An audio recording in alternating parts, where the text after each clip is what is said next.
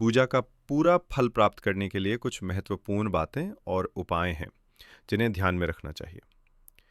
सबसे महत्वपूर्ण है सच्ची श्रद्धा और पवित्र भावना।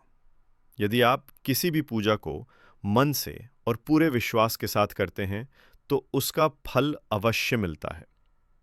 भावनाहीन पूजा चाहे कितनी भी बड़ी क्यों ना हो, उसका पूर्ण फल नहीं मिलता।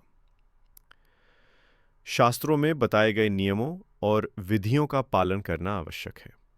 प्रत्येक देवी देवता की पूजा की अपनी विशिष्ट विधि होती है। गणेश जी का पूजन किसी भी पूजा से पहले करना शुभ माना जाता है क्योंकि वे विघ्नहर्ता है। अपने इष्ट देव को उनके पसंद के फूल और सामग्री अर्पित करें, जैसे हनुमान जी को लाल फूल, भगवान विष्णु को कमल या हल्दी। चंदन, अक्षत, बेलपत्र, धतूरा, दूध और गंगा जल जैसी सामग्रियां शिवलिंग पर अर्पित करने से लाभ मिलता है।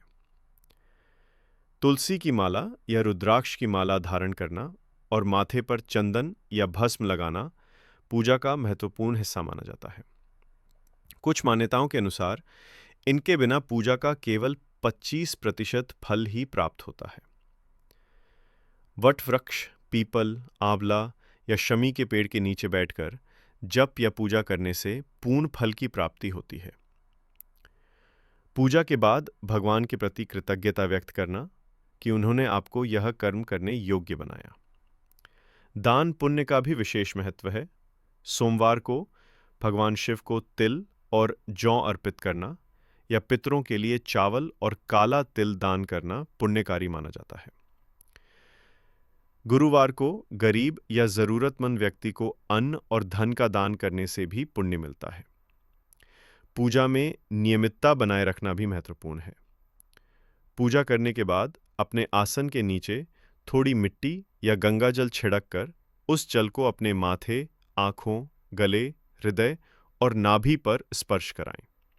ऐसा करने से पूजा का पूर्ण फल प्राप्त होता है।